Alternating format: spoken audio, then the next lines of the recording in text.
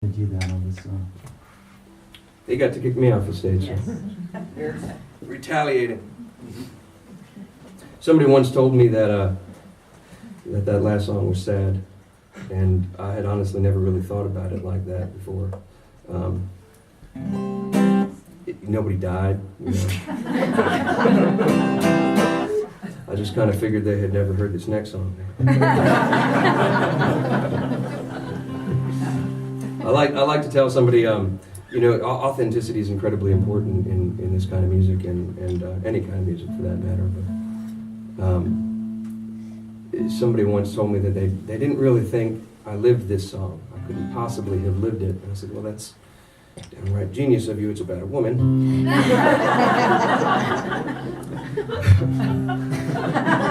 But it's true.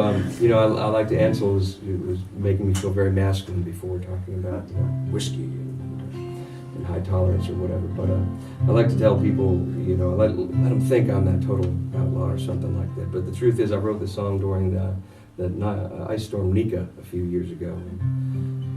Pennsylvania was shut down. We didn't have power for about, I think, just over a week. And so I killed the time by the fireplace, reading a lot of Raymond Carver and Andre Dubus, who tells fascinating tales of New England, mostly around Massachusetts and New England, and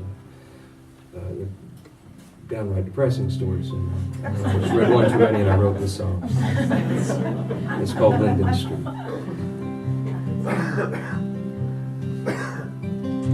It's Bob, she said, without picking up the phone. He only calls when he's been drinking. Sometimes I'm lonely, but I'm better off alone, she said. And she just let the phone keep ringing. Well, I could pick up where we left off. And sometimes I think that I want to, but other times I wish that I could just run off, like all those lucky men do. When I first met him, he really swept me off my feet. He could have had any girl back then, sooner than we should have. Bought that house on Linden Street, and I felt like I was better than all the rest of them. I spent my days playing house. We spent our nights playing cards and making love until our sweat showed. He got fired for stealing, and things started getting hard. I started working at the mill.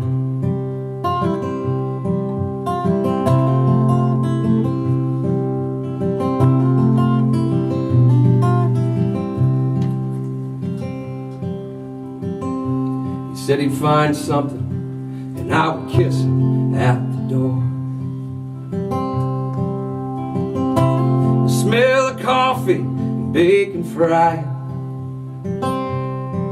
but he didn't want to settle like he had those times before. And one day he just stopped trying, and he said he'd be out hunting, but I knew he was not. He'd come home smelling like beer and perfume.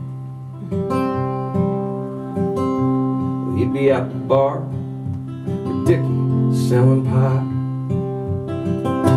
or up the stairs in Jenny Lynn's room. But it was late one night, and I was feeling off the beat. I heard his car pull up the driveway.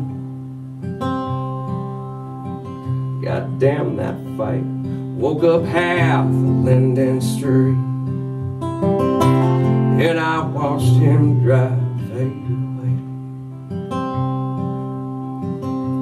When I was a young girl, my daddy told me I was a princess,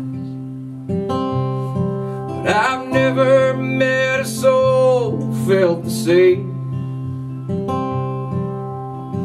And those nights alone, when I am stoned out of my senses, are the only times this crazy world feels the same.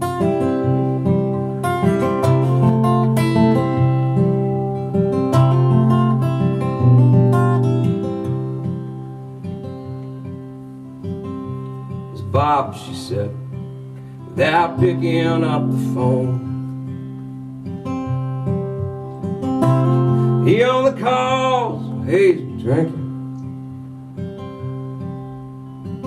Sometimes I'm lonely, but I'm better off alone, she said. And she just let the phone keep ringing.